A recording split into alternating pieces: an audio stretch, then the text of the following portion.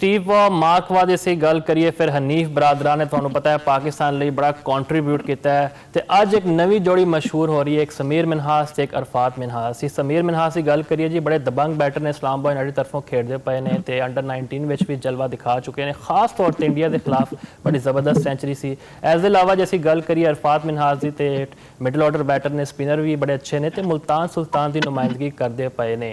ਤੇ ਅੱਜ ਇਹਨਾਂ ਦੇ ਵਾਲਿਦ ਮੁਹਤਰਮ ਕਾਸ਼ਿਮ ਮਿਨਹਾਸ ਸਾਹਿਬ ਸਾਡੇ ਨਾਲ जुड़े ने। काशिफ साहब वध जी आए पहले तो असं नाज़रीन को दस दिए सिर्फ इन्होंने इस लिए दावत नहीं दी कि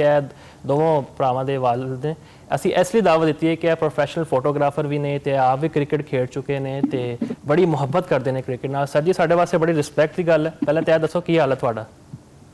जी अलहमदुलिल्लाह जी, शुक्र है जी, सब ठीक ठाक है जी। अच्छा ਇਹ ਤਰ੍ਹਾਂ ਦੱਸੋ ਕਿ ਤੁਹਾਡੇ ਦੋਵੇਂ ਬੇਟਾਂ ਨੂੰ ਬਚਪਨ ਤੋਂ ਹੀ ਸ਼ੌਕ ਸੀਗਾ ਸਕੂਲ ਲੈਵਲ ਤੇ ਅਸੀਂ ਗੱਲ ਕਰੀ ਜਾਂ ਫਿਰ ਤੁਹਾਨੂੰ ਦੇਖ ਕੇ ਇੰਸਪਾਇਰ ਹੋਏ ਨੇ ਕਿਉਂਕਿ ਤੁਸੀਂ ਵੀ ਮਾਸ਼ਾਅੱਲਾ ਕ੍ਰਿਕਟ ਖੇਡਦੇ ਨੇ? ਅਸੀਂ ਅਕਸਰ ਵੇਖਿਆ ਕਿ ਪੇਰੈਂਟਸ ਥੋੜੇ ਸਟ੍ਰਿਕਟ ਹੁੰਦੇ ਨੇ, ਜ਼ਿਆਦਾ ਤਵੱਜੋ ਕਹਿੰਦੇ ਨੇ ਜੀ ਆਪਣੀ ਤਾਲੀਮ ਉੱਤੇ ਦਿਵੋ, ਮਗਰ ਤੁਸੀਂ ਤੇ ਮਾਸ਼ਾਅੱਲਾ ਇਹਨਾਂ ਨੂੰ ਕ੍ਰਿਕਟ ਤੇ ਵੀ ਨਾਲ ਨਾਲ ਲਾਇਆ।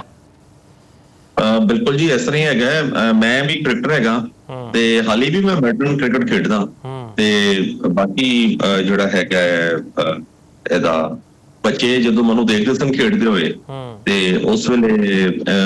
ਲਾਜ਼ਮੀ ਗੱਲ ਉਹਨਾਂ ਨੂੰ ਵੀ ਤਾਂ ਸ਼ੌਕ ਹੋਇਆ ਹੋਣਾ ਦੇਖ ਕੇ ਵਾਲਿਦ ਨੂੰ ਕਿ ਜੀ ਵਾਲਿਦ ਕ੍ਰਿਕਟ ਖੇਡਦੇ ਨੇ ਤੇ ਉਹ ਫਿਰ ਘਰ 'ਚ ਖੇਡਦੇ ਸਨ ਤੇ ਬਸ ਛੋਟੇ ਛੋਟੇ ਫਿਰ ਇਹਨਾਂ ਨੂੰ ਮੈਂ ਗਰਾਊਂਡ 'ਚ ਸ਼ੁਰੂ ਕੀਤਾ 9-10 ਸਾਲ ਦੇ ਹੈਗੇ ਸਨ ਜਦੋਂ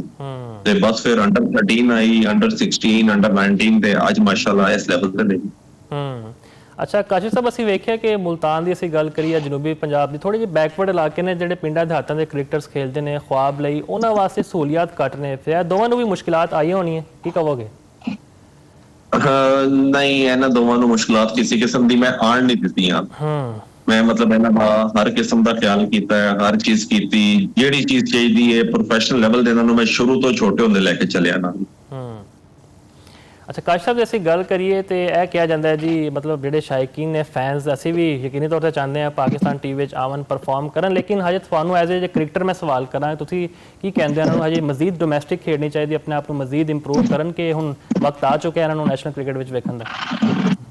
नहीं जी, अराफात तो माशाल्लाह 2 साल तो डोमैसटिक खेड रहे हैं, फर्स्ट क्लास खेड रहे हैं ਤੇ ਉਹਨੇ ਇੰਪਰੂਵ ਵੀ ਬਹੁਤ ਕੀਤਾ ਤੇ ਮੈਂ ਇਹੀ ਚਾਹਾਂਗਾ ਕਿ ਸਮੀਰ ਵੀ ਜਿਹੜਾ ਹੈ ਉਹ ਪਹਿਲੇ ਡੋਮੈਸਟਿਕ ਖੇਡੇ, ਫਸਟ ਕਲਾਸ ਖੇਡੇ, ਬੇਸ਼ੱਕ 2 ਸਾਲ ਲਾਵੇ, ਜਦੋਂ ਇੰਨਾ ਮਜ਼ਬੂਤ ਹੋ ਜਾਵੇ ਪੱਕਾ ਹੋ ਜਾਵੇ ਮੈਂ ਕਹਿੰਦਾ ਉਸ ਵੇਲੇ ਬੇਸ਼ੱਕ ਟੀਮ ਵਿੱਚ ਜਾਣਾ ਚਾਹੀਦਾ ਤਾਂ ਕਿ ਕੋਈ ਕਮਜ਼ੋਰੀ ਨਾ ਹੋਵੇ, ਕਿਤੇ ਉਹਨੂੰ ਕੋਈ ਪਰੇਸ਼ਾਨੀ ਨਾ ਹੋਵੇ ਤੇ ਉਹ ਹਰ ਕਿਸਮ ਦੀ ਦੁਨੀਆ ਦੀ ਬੋਲਿੰਗ ਨੂੰ ਫੇਸ ਕਰ ਸਕੇ। बिल्कुल जी, बड़ी जबरदस्त गल है। तो काशिम मिनहास साहब जो यंगस्टर्स ने पिंडा देहातां दे खेडते हैं वो थोड़े कोल जे आवन टिप्स लैन चाहिए जिवें तुसीं अपने बेटियां नूं तैयार कीता है तो उन्हां नूं भी तुसीं इस तरह तैयार करोगे? सर मैं ਜਦੋਂ ਅਰਾਫਾਤ ਪਹਿਲੀ ਦਫਾ ਆਇਆ ਸੀ ਉਹਦਾ ਨਾਮ ਆਇਆ ਸੀ ਪਾਕਿਸਤਾਨ ਵਾਸਤੇ T20 ਵਾਸਤੇ ਤੇ ਉਸ ਵੇਲੇ ਤੋਂ ਲੈ ਕੇ ਅੱਜ ਦੇ ਦਿਨ ਤੱਕ ਮੇਰੇ ਕੋਲ ਜਿਹੜੇ ਲੋਕ ਆਏ ਨੇ ਸਰ ਮੈਂ ਉਹਨਾਂ ਨੂੰ ਪੂਰੀਆਂ ਟਿਪਸ ਦਿੱਤੀਆਂ ਨੇ, ਹਰ ਚੀਜ਼ ਦੱਸੀ ਹੈ, ਕਿਸੇ ਚੀਜ਼ ਦੀ ਕਮੀ ਨਹੀਂ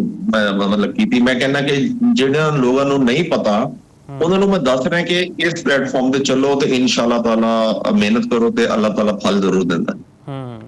ਕਾਸ਼ਿਫ ਸਾਹਿਬ ਜਦੋਂ ਤੁਸੀਂ ਹੁਣ ਵੇਖਦੇ ਪਏ ਸੀ ਮੈਚ ਅਸੀਂ ਬੜੇ ਜ਼ਬਰਦਸਤ ਮੂਮੈਂਟ ਸੀ, ਗਲੇ ਵੀ ਲਾਇਆ, ਤੁਸੀਂ ਪ੍ਰੋਫੈਸ਼ਨਲ ਫੋਟੋਗ੍ਰਾਫਰ ਨੇ ਤੇ ਤੁਹਾਡੇ ਸਟੇਡੀਅਮ ਵਿੱਚ ਬਹਿ ਕੇ ਜਿਹੜਾ ਤੁਸੀਂ ਕਿਵੇਂ ਇੰਜੋਏ ਕੀਤਾ ਆਪਣੇ ਬੇਟਿਆਂ ਦੀ ਬੈਟਿੰਗ ਵਿੱਚ?